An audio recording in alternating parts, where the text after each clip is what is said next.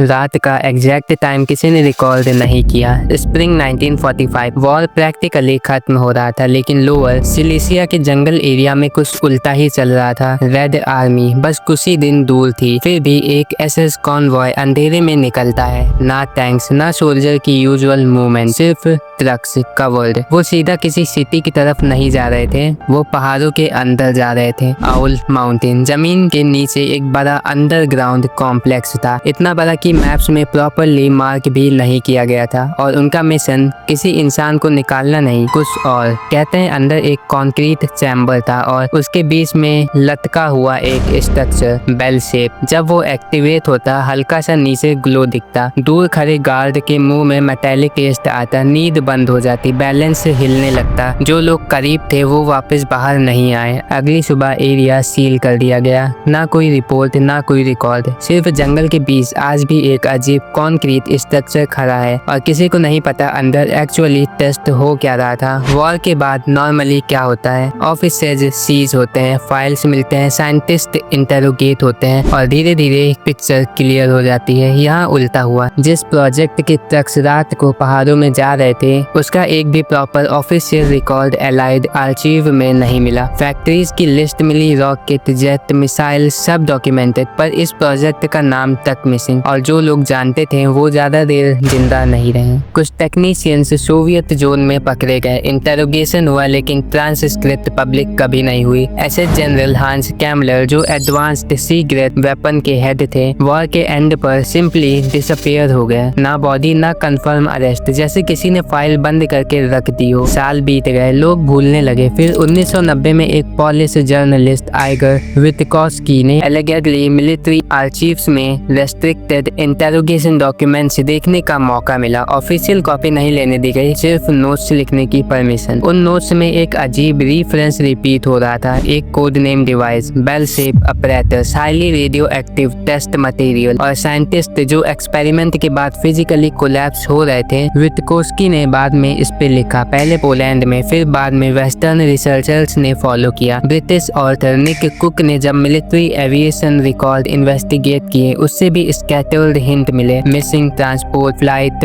Unregistered test site और suddenly abandoned underground complexes. तब लोगों को पहली बार लगा ये सिर्फ नाजी वंडर वेपन वाली र्यूमर नहीं हो सकती, कुछ था। क्योंकि नॉर्मली सीक्रेट प्रोजेक्ट वॉर के बाद एक्सपोज हो जाते हैं, यहाँ सीक्रेसी वॉर के खत्म होने के बाद शुरू हुई। अब थोड़ा रुकते हैं, क्योंकि इस पॉइंट पे नेचुरली दिमाग बोलता है ठीक है स्टोरी इंटरेस्टिंग है, पर साइंटिफिकली पॉसिबल भी है क्या? अब ये कम्प्लीटली फैंटेसी भी नहीं है। फिजिक्स में एक कॉन्सेप्ट होता है रोटेटिंग मास फील्ड। बहुत फास्ट रोटेशन कभी कभी इलेक्ट्रोमैग्नेटिक इंटरफेरेंस क्रिएट करता है। आज भी एमआरआई मशीन्स के पास मेटालिक ऑब्जेक्ट बिहेव वियर्डली करते हैं। हाई वोल्टेज लैब्स में क्लॉक्स और इंस्ट्रूमेंट टेम्परेरी मेल फंक्शन करते देखे गए हैं। रेडिएशन एक्सपोजर से नोज ब्लीड, स्किन बर्न, न्यूसिया, ये भी डॉक्यूमेंटेड सिम्टम्स है। तो कुछ रिपोर्ट थ्योरेटिकली एक्सप्लेन हो सकती हैं, लेकिन प्रॉब्लम यहीं से स्टार्ट होती है।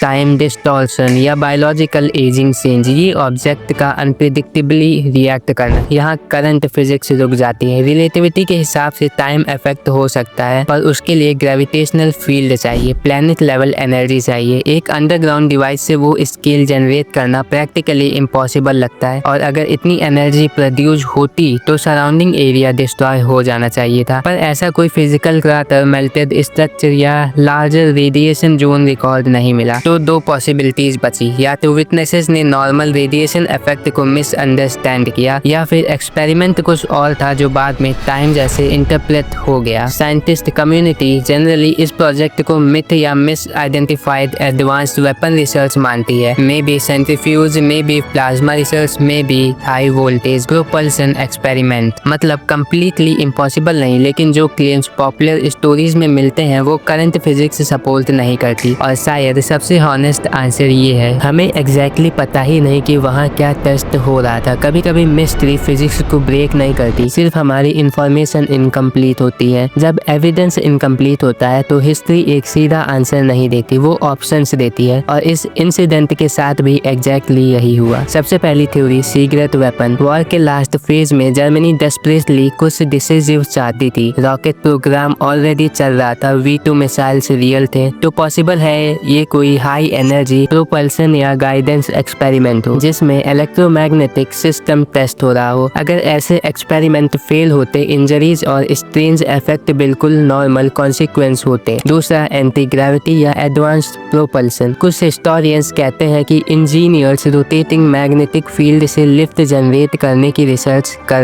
रहे थे। एयरक्राफ्ट को रेडार से हाइड करना या फ्रिक्शन कम करना आज के स्टेल्थ रिसर्चर्स का प्रिमिटिव वर्जन। प्रॉब्लम यह है, इस थ्योरी को सपोर्ट करने वाले सॉलिड टेक्निकल डॉक्यूमेंट कभी मिला नहीं। तीसरा, रेडिएशन एक्सपोजर। ये सबसे ग्राउंडेड एक्सप्लेनेशन लगता है। High voltage equipment, chemical batteries और एक्सपेरिमेंटल जनरेटर मिलाकर टॉक्सिक फ्यूम्स और रेडिएशन लाइक सिम्टम्स क्रिएट कर सकता है। Burn, confusion, hallucination. बाद में लोगों ने उस एक्सपीरियंस को टाइम या डायमेंशन के वर्ल्ड में डिस्क्राइब कर दिया हो। और एक और अनकंफर्टेबल पॉसिबिलिटी भी है, प्रोपोगेंडा। वॉर के एंड में र्यूमर्स भी वेपन्स बन जाते हैं। अलाइज को कंफ्यूज करना या अपनी टेक्नोलॉजिकल सुपीरियरिटी का साइकोलॉजिकल इफेक्ट क्रिएट करना। कभी कभी कहानियां भी स्ट्रेटजी होती है। सच क्या है, शायद इसमें से एक, शायद इनका कॉम्बिनेशन या एक ऑर्डिनरी मिलिट्री इक्विपमेंट जो बाद में एक्स्ट्रा ऑर्डिनरी स्टोरी बन गया। कभी कभी हिस्ट्री हमें फैक्ट नहीं, एक फीलिंग देती है। इस स्टोरी का सबसे अनसेटलिंग पार्ट शायद वो मशीन नहीं है, ना साइंटिस्ट, ना वॉर, बल्कि ये कि हम आज भी श्योर नहीं कि एक्चुअली हुआ क्या था। डॉक्यूमेंट अधूरे, विटनेसेस चुप, एक्सप्लेनेशन पॉसिबल पर कंप्लीट नहीं। और शायद इसीलिए ये इंसिडेंट जिंदा है, क्योंकि अगर सब कुछ समझ आ जाए तो कहानी खत्म हो जाती है। पर जब एक छोटा सा गैप रह जाता है, दिमाग उसे भरने लगता है। हो सकता है ये सिर्फ एक फील्ड एक्सपेरिमेंट हो सकता है बस लोगों ने बाद में मीनिंग दे दिए हो, लेकिन एक अजीब सवाल रह जाता है। साइंस कभी कभी दुनिया को समझाता है और कभी कभी बस हमें दिखाता है कि हम कितना कम समझते हैं।